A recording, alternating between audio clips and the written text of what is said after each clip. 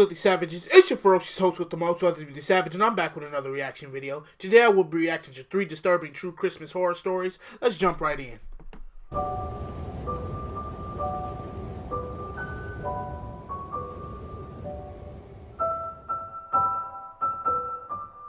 Last time I tried to do this in the dark. My immediate family always hosted Christmas when I was younger. At the time, we lived on the upper level of a 2-family house. My parents owned the house and rented the bottom floor out to multiple tenants throughout the years. They white, smart people. Christmas time of 2012, a new tenant had just moved in downstairs.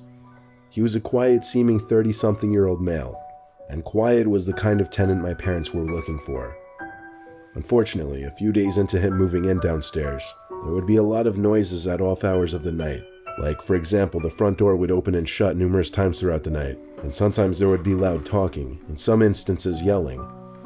My dad went downstairs one night to see what the commotion was, and to ask him to keep the noise down.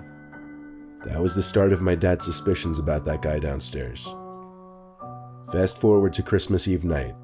We had the whole family over, dining room table stretched out with all 20 seats taken.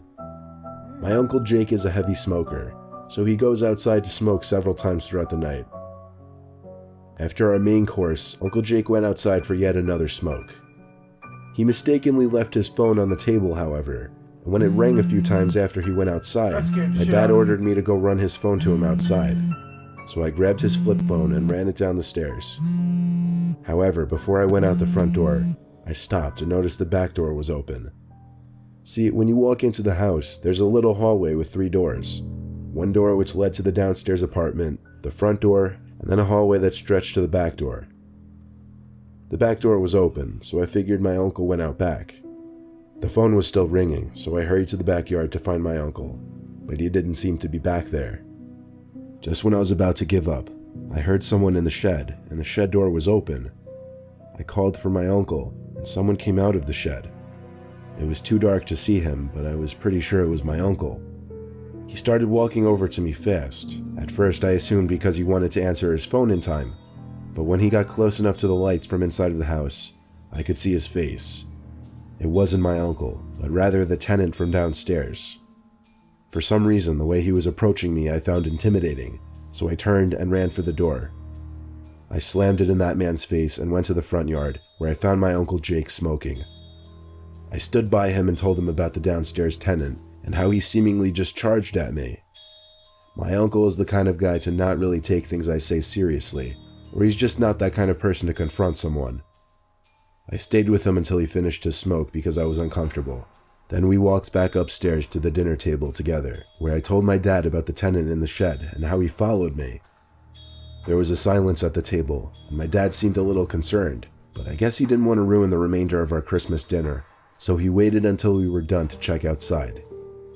When he came back up, he said the neighbor wouldn't answer his door, but that the shed outside was shut. A couple hours later, the last of our family left, and my immediate family started getting ready for bed.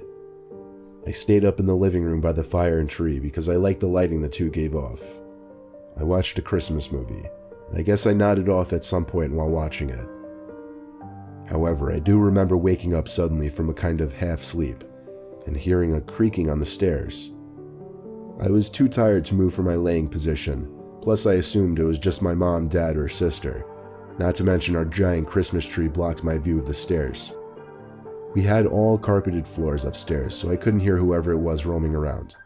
But I heard a door down the hall open, probably my sister going back to bed. By now the fire seemed to be almost dead, and the movie I was watching was over. The clock under the TV read 1 in the morning. I figured I'd just stay on the couch at that point because I was so comfortable. A few minutes later, I heard something rustling by the tree. It sounded like an ornament. Don't go check it out. Rule number 1. Someone had definitely walked into it. I flipped on my side and looked at the tree, but it was as still as it always was though. I flipped back on my other side, eyes still open, and saw a man standing over me, bending slightly. Oh.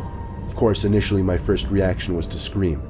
My second reaction was to analyze the face to see if it was my father, and when I realized it wasn't my father, rather the downstairs tenant, I screamed even louder. The man tried to cover my mouth, but at that point I think he realized it was too late. Everyone heard me. He ran for the stairs just as my dad stormed out of his room. My dad chased after him, but he was already driving down the street. I think when he was standing over me, he was making sure I was asleep before robbing the place or something. Fortunately for us, my parents had copies of his ID and other important information, which my parents used to find him and sue him for breaking and entering, and we won the case in a landslide. Don't let that take away from the fact that it was still an insanely scary thing to go through. I bet. Fuck that shit. My bed is like right here, and sometimes I wake up and see things in the dark and it just fucks me up. It was Christmas Eve of 2015. I had recently gotten a new job as a psychiatric nurse, but I had to start with the overnight shifts, and that included Christmas Eve night, which was a Thursday. Well, technically it was a Friday by the time I arrived to work. But anyway, most of my shifts are slow and boring, with a lot of sitting around a computer for most of the night, since most of the patients are asleep during the hours that I was there. Security guard. Occasionally I'd have to check on patients and observe their behavior, or deal with patients who would become restless in the middle of the night. Dealing with so many people with mental disabilities at once was a lot to take in at first, but the Christmas decorations scattered throughout the building brought a little extra cheer to the place. At night, the main lights in the hallways go out and a dim set of lights turn on. These dim lights mixed with the Christmas lights that had been hung up all over the place created a more relaxed, comfortable setting. There was one particular patient who had been creeping me out. Her name was Abatha. She was an old, sickly lady with severe schizophrenia. She oftentimes would mumble to herself incomprehensible things, and sometimes she'd say things out loud that I'd assume were directed at me, but she'd just be talking to herself. It was about 3 in the morning when I went to go check on Abatha, who had been awake the whole night. I came in and asked if she needed anything, and she just looked at me with a horrific smile and laughed. It gave me chills because I felt like I was witnessing something from a scary movie. She looked away from me and started muttering something. I didn't understand most of it, but the words that did pop out to me were, "Check the bathroom." I asked her to repeat herself, but she didn't acknowledge me. She just turned to her side and rested her head on the pillow. I tried to get her to confirm she wanted me to check the bathroom, but she wouldn't answer now.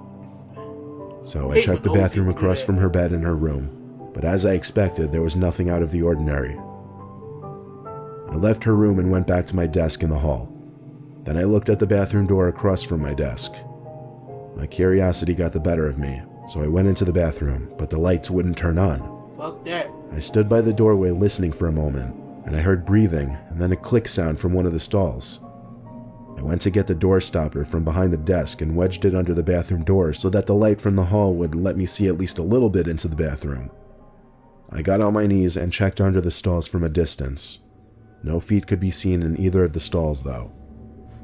One stall of the 2 had its door shut, though. I went up to it and stuck my eye through the crack of the door. It was really dark, but I felt like I could see something at the back of the stall. I got back down on my knees to look under the door, but when I did, I couldn't see what I thought I just saw. I got back up and took one more look through the crack of the door, and there was someone's face right on the other side, peeking through the crack just as I was. I almost fell to the floor in fright, but managed to run to the door and slam it shut. I grabbed the key from the desk and locked the bathroom door. I told another nurse that there was someone in the bathroom, but when we checked together, not only did the lights now work, but the stalls were both open, and no one was inside either of them. Oh my god. It was impossible for someone to have left the room. I locked the door. That night, before my shift ended, I tried to question Abatha about what was in the bathroom, but she wouldn't answer me. Just as I gave up and walked to the door with my jacket on, I heard her say, "Merry Christmas." I turned and saw her giving me a smile. Only the smile didn't give me a good feeling. There was something unsettling about it. I had to turn and leave. I had to work with Abatha for a few more weeks before she was transferred to another center for hospice care. To this day, I still feel there was a connection between Abatha and whatever I saw in that bathroom. It's literally just one of those stories I just can't even try to understand or rationalize, but it still haunts me.